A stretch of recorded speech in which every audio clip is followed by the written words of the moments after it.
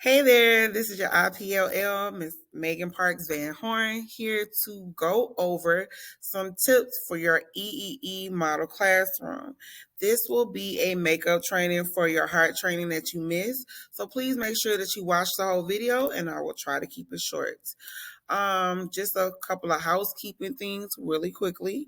If you see this barcode over in the corner, the lower right hand corner, I need you to take your phone out, scan that, and go ahead and take attendance for actually being present for this virtual meeting.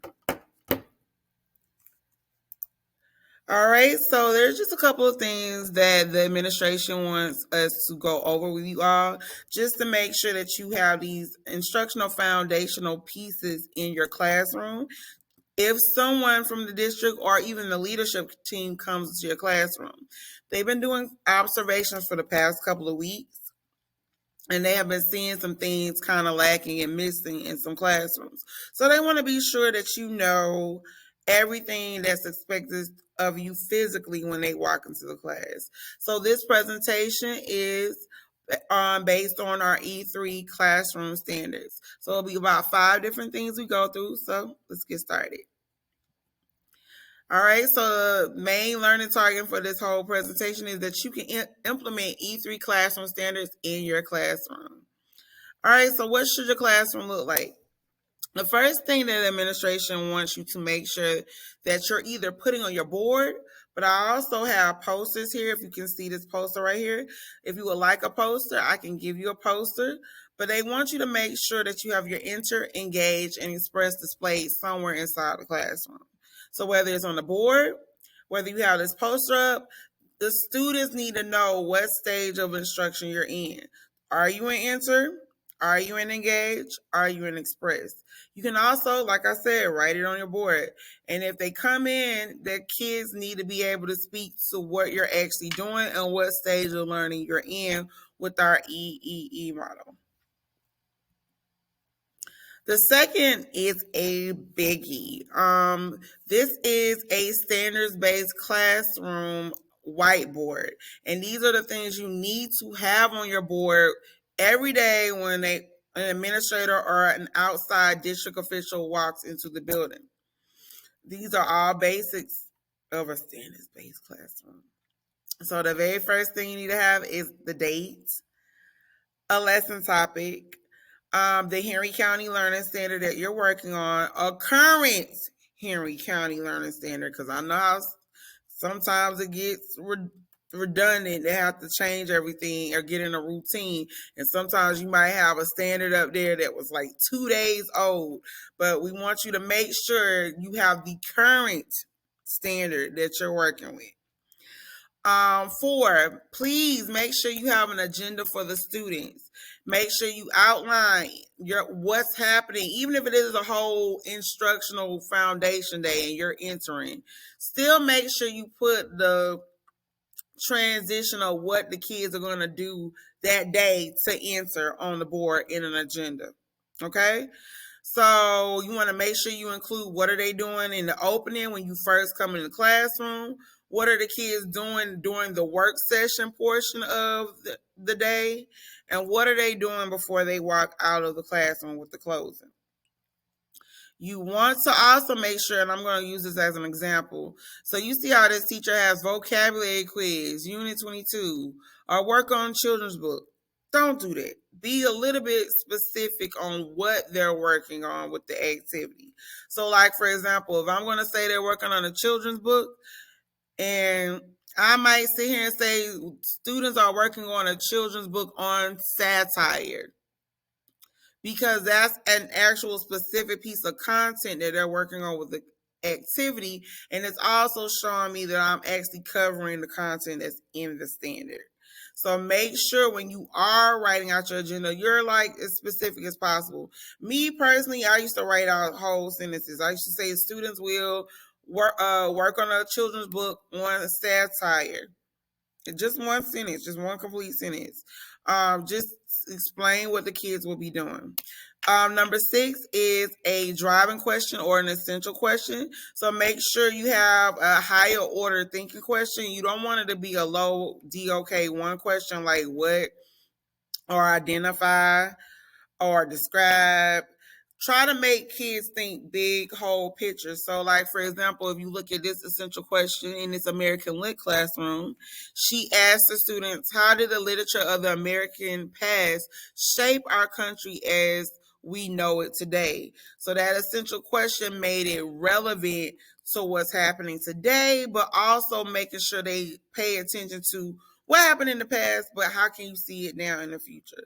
Thinking big whole world. Big idea.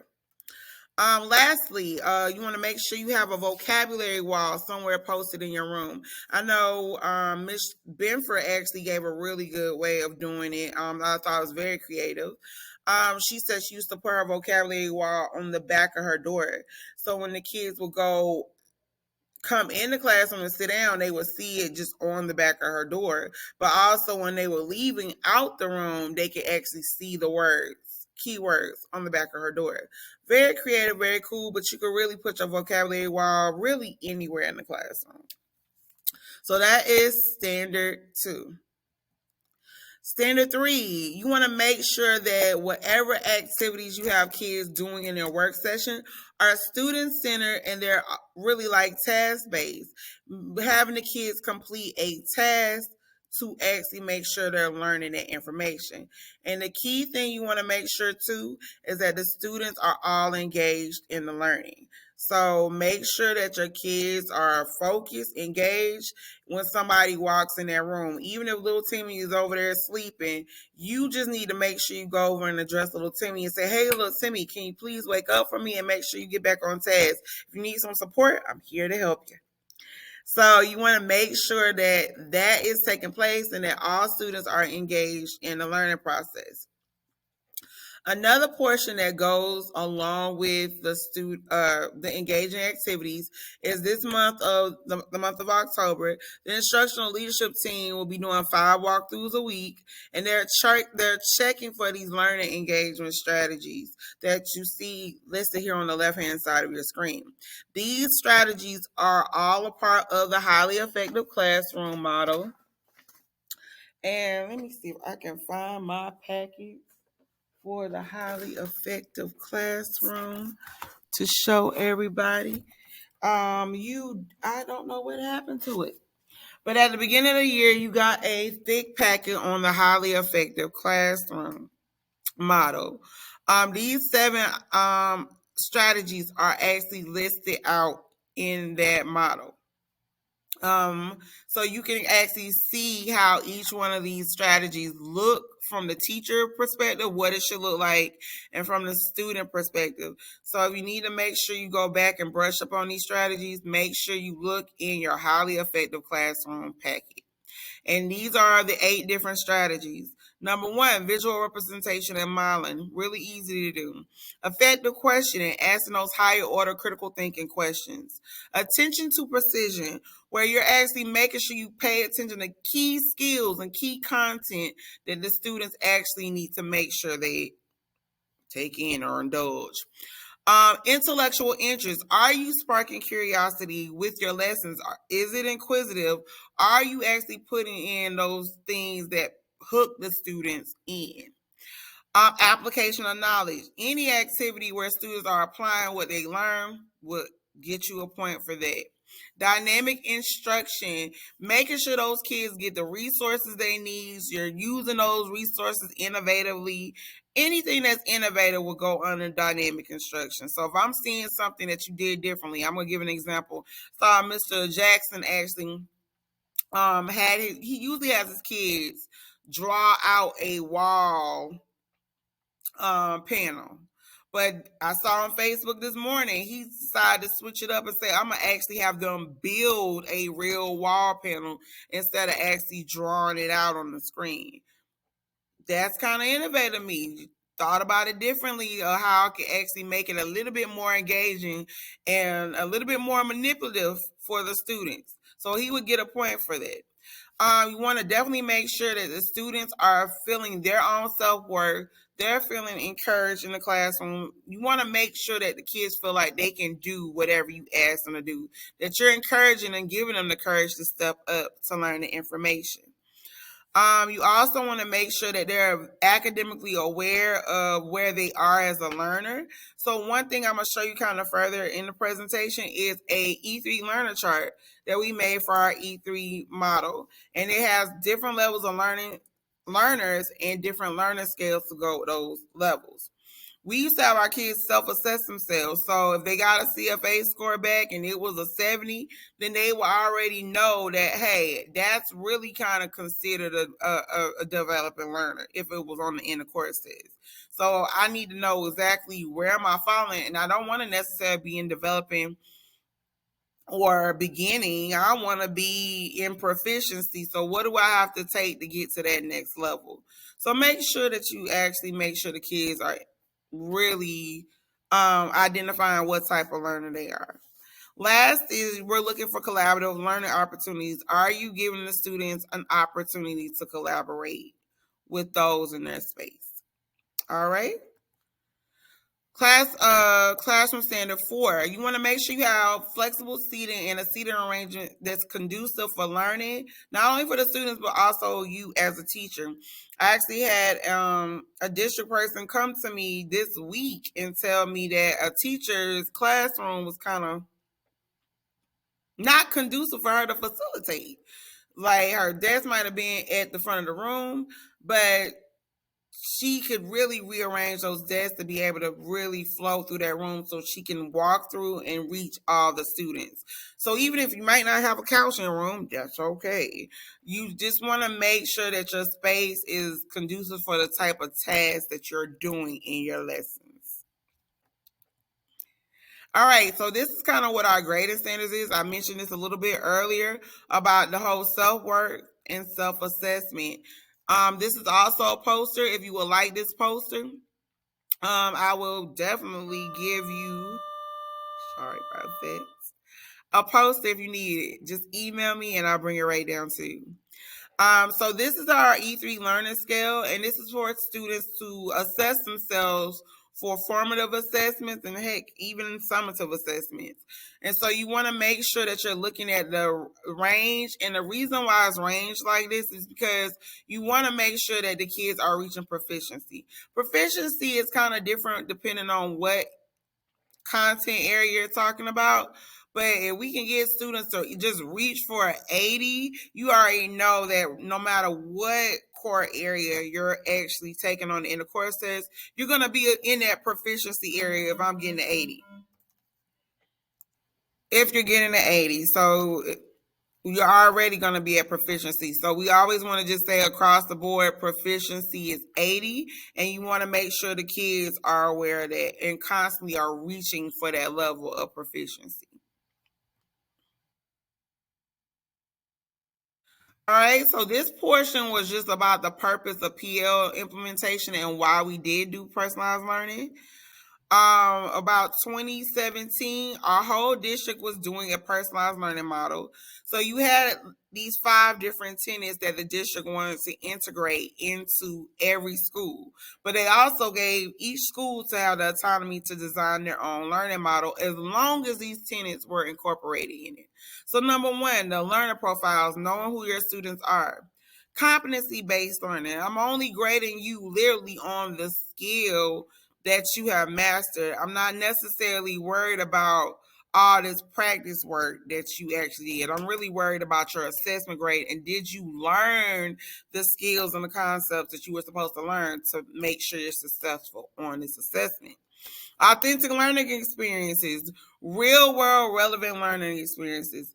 So this may be taking the kids out of the building to like the Civil Rights Museum so they can really see what we talk about.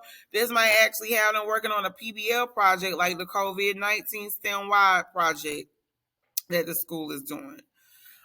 They wanted 21st century skills incorporated in everything. So this was like the 4 C's: creativity, collaboration, communication.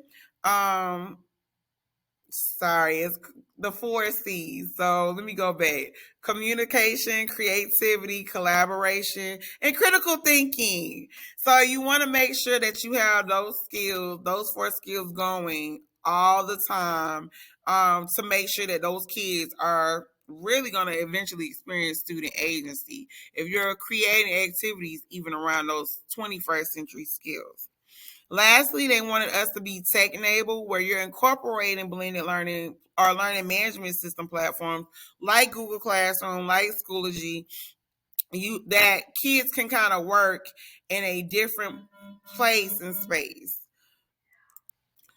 So with all those 5 tenets, you were supposed to create a model that was based in student agency and around your students. And if you were giving them actually if you were incorporating these things in your lessons, you were giving those kids the autonomy to kind of move kind of how they wanted to move, as long as you were there facilitating, making sure they knew the boundaries of where they were going. So that's just a little background for our personalized learning plan. Um, and this is like what we actually based our personalized learning is based in, is really in the 4 P's: path, place, people, and pace. So I'm gonna kind of go through this really, really quickly, because this will give you some examples of how you, if you are hitting on these things, you are already practicing some personalized learning strategies. So number one is path. This is where you put different, this is the differentiation. Different students can take different paths to the same destination. So in order to do that, you have to use data to be able to determine what path that student is going to go on. So this was going in with our field, which is formative instructional practices, our PLCs, and our data teams. So whatever data you're collecting from your CFAs or any assessments will help you determine, sorry about that, help you determine what path your students should be on. Those learner profiles in the past that we created will let us know what type of person we were dealing with. What are our students' likes? What are their dislikes? What are they not? What gets them interested in learning? What gets them not interested in learning? So knowing who your students are knowing who your students are will really help you plan for your lessons. Definitely doing differentiation with that path, because if you put those students on different paths, you can actually create lessons for those students that are different, but they're still getting to the same standard. And project-based learning, which is definitely something that Miss Clariton is pushing through her school while project was STEAM. Place is just pretty much meaning that students can pretty much learn from anywhere, at home, in a restaurant, in school, in the car. So this is where those learning management systems like Schoology, Google Classroom come in, where you can put those things online for them. And there's really no excuses that the kids can't get the stuff done, because you have access to it 24 hours a day. This also allows for intentional lesson planning, because you have to plan your lessons out. People is also another form of lesson planning as well. So that means that kids can pretty much learn from anybody, not just you. You're not the only expert in the room. You can have the kids learn from each other. So that's the key thing of those collaborative learning experiences. Or they can learn from an outside expert. I know Dr. J used to actually do like a Google Meet with a guy in Australia for her biology classes, and he would come in and actually speak to her classes all the way from Australia and teach them things. So those are the type of learning opportunities that you want to kind of like encourage in your classroom. Last thing is pacing. You want to encourage flexible pacing, but you also want to make sure you're putting the boundaries on how the kids move. So this also comes with intentional lesson planning. You can definitely give, like sometimes I would give a task for a whole week, but I would definitely have checkpoints within that task to make sure that the kids, yeah, you can kind of move and decide how you want to get this done, but you still got to realize that there's still a pacing that you need to kind of adhere to, or you're not going to get the project done. So you still give them that week to get it done, as long as you get it done by Friday, but it's still going to be checkpoints I need to put in as a teacher to make sure you're getting it done. Because if I give you a whole week to get the assignment done, guess when you're going to wait to get it done? Till Friday. So I need to make sure that I'm putting your checkpoints in. So as long like that you're so I'm scaffolding and teaching you how to have deadlines and checkpoints as you move towards a goal. So you're teaching kids responsibility even through the strategies that you're implementing through the classroom when you implement personalized learning. That's why I love it so much. Okay, so I'm gonna go to another section that was in the presentation, and this had to do with teacher burnout. These were tips from Dr. Potwell, our mental health and wellness facilitator. And so she gave 7 little tips. Number one, stay healthy, get involved in a gym. We're actually going to have a staff wellness room here next spring in the second semester. So we're in the process of building that room right now. So make sure you go in there, use it, work out, get refreshed. Definitely make sure you indulge in personal time. Your personal time is very important. Do not take, and this kind of 2 and 6 kind of goes together. Leave schoolwork at school. You definitely need to be proactive on the back end and plan out when you do have time and breaks. Go ahead and plan out all your lessons. Put all that stuff on Google Classroom. So by the time when school gets rolling, all you got to do is just click a button and then the stuff is on there. And then you pretty much implement the stuff that you had already planned out, let's say 2 weeks ago. And you might have to make a few tweaks, but it won't take up so much of your time to make those tweaks because you put in the time on the back end to save the time on the front end. And then you got time to spend with your family during the week. Also, number 3, talk to your colleagues. I know I have my little Judy's and girlfriends that I talk to around here. But also, when I say that and you want to vent and just get things out, be careful who your circle is and who you talk to, because you venting to people could definitely get back to other people and cause a negative environment and culture. So when you do that, make sure that you're talking to somebody that you have a safe space with, where you know they're not going to share how you feel about something. Like, let them be your safe space where you can get those things out. I have a couple of people in the building that I know I can talk to, and it's not going to leave our space, and we can kind of just be. Recognize what you do well. You want to celebrate small wins. So I know one example Miss Benford gave in the actual training was she was really good at doing her first through third attendance, but she really wasn't that good at doing fourth. But she at least celebrated that she did her attendance first through third well, and she just kind of had to take accountability. I got to work on fourth. But you knew you did the first part correctly. So celebrate that win. Or if you do stand in the hallway during class changes, say, hey, at least I stand in the hallway when it's class change. Give yourself a small win so you don't feel like a complete failure.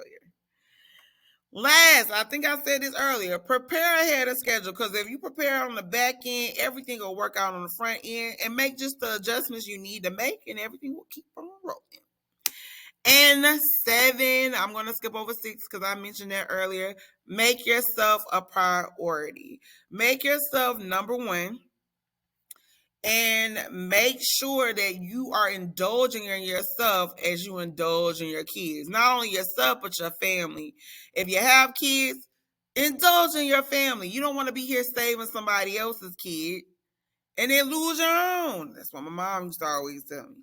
So definitely make sure that you make yourself, your family, your friends, make them a priority before you make this place. Okay, I'm not saying don't care about your job, but you don't want to lose yourself in all of this because it is easy to do.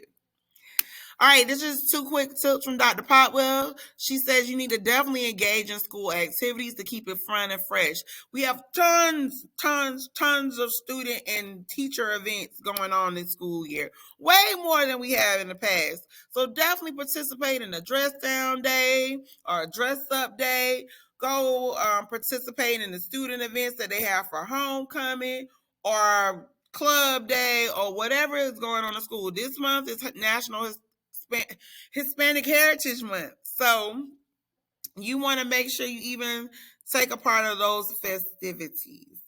Lastly, ask for help. I'm here. I'm a big resource. Miss Benford, Dr. Potwell, anybody on the instructional leadership team, anybody in your department Everybody's here and willing to help you. So don't feel like you got to just stay secluded or be afraid to ask questions, because we got you. Okay, so this was a little quick video break that Ms. Benford included in the presentation. So let's take a little look. It's not that I'm not interested. It's just that my teaching spirit has grown weary. I'm starting to realize that this job is God testing my faith. Lady gonna tell me that I should be happy to be teaching because we get summers off, winters off, spring break off. We earn it the first 3 weeks of school. And we use summer break as a cleanse from the stuff we went through the previous year. What else y'all need? A 6-figure salary, 4-day weekends, no more state tested, and smaller class sizes. My answer to everything now is it is what it is. Mr. Brown, how come you don't volunteer for nothing no more? It is what it is. Mr. Brown, why you always be late for meetings now? It is what it is. The boy gonna ask me, can I loan them some paper? I can loan you some advice. You gonna stay broke as long as you ain't bought your paper. I know they ain't having a fire drill on my conference period, but I hope it's just a drill. I shall not be moved. I shan't go anywhere. I'm just trying to understand how to keep understanding. So that's how y'all gonna act today. When I open my eyes, the first person I see, I'm a flunk. How you get off? 50s. Because you don't do no work in my room. His grades, they yours. Mr. Brown, what you looking for? A way out, son. A way out.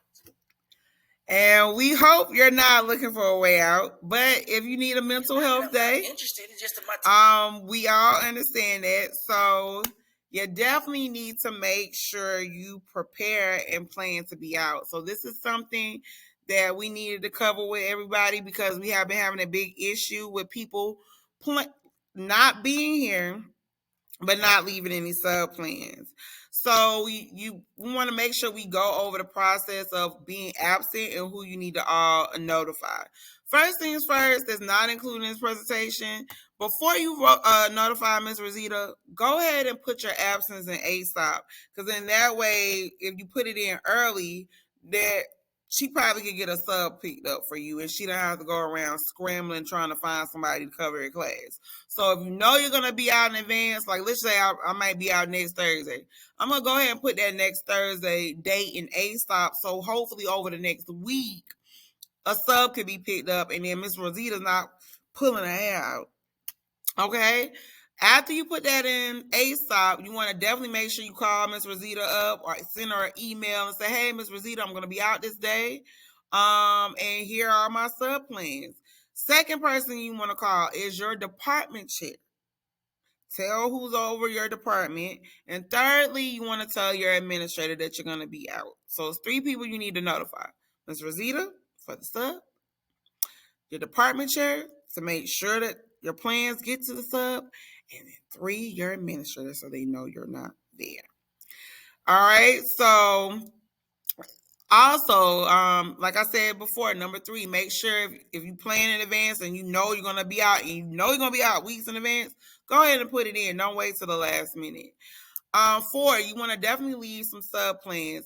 Ms. Benford actually has a template that we're going to kind of take a look at to show you what she actually does when she left sub plans for her kids. You want to actually make sure you have at least 3 days of emergency sub plans, just something generic and general. So even if you aren't working on something, it's like something that the kids could be working on that you can give them for a grade.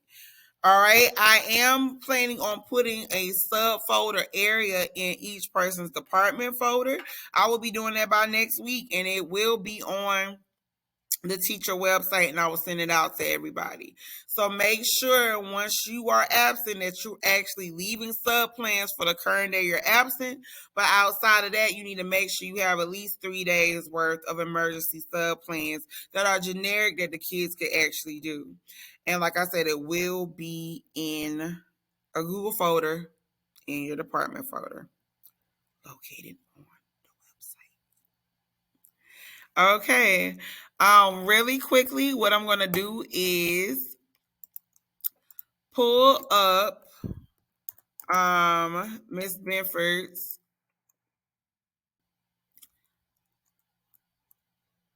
sub-plan sheet. So we can kind of just go through this. I will also have this in the sub folder, so don't fret. You will get a copy of this, so you can just kind of edit it. All right. So let me go ahead and switch this over.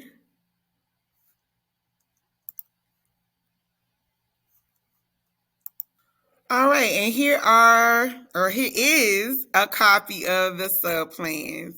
So as you get through this, you see, we'll go through each part. All right, so as you can see right here at the top, I'm gonna kind of highlight this. Miss Benford actually says, "Hey, read is allowed to class." So she actually has a whole announcement that she would want the sub to read for the class. Then you have here all the class info. So it'll tell you what the assignment is for 0 period, what the assignment is for our first and second and third period classes, and then any additional notes here at the bottom as far as like odds and ends stuff. So like the bathroom, attendance, students that you can feel like will help you out if you needed some support. Also, emergency fire plans. So like if we're having a fire drill, the sub would know where to take the students.